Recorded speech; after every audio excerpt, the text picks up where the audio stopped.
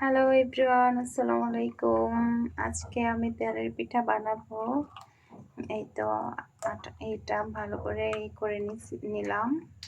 তারপর এই যে কড়াইয়ের মধ্যে তেল গরম করতে দিয়ে দিলাম। তেলটা গরম হলে পিঠাটা দিয়ে এই তো এখন আমি পিঠা দিব, আপনাদেরকে দেখাচ্ছি। এই যে দিয়ে দিলাম। তো আমার পিঠাটা হচ্ছে, এটা চাউলের গুঁড়া দিয়ে বানাচ্ছি পিঠাটা। এই যে দেখেন, মাশাআল্লাহ পিঠাটা অনেক সুন্দর হলো। দেখেছেন, মাশাআল্লাহ আমার পিঠাটা অনেক সুন্দর হচ্ছে। ফাইনালি আমার পিঠাগুলো বানানো কমপ্লিট। টিস্যুটা দিয়ে রেখে দিলাম। কেন? এটা এভাবে রাখলে পিঠার এক্সট্রা তেলটা টিস্যুটার মধ্যে লেগে যায়।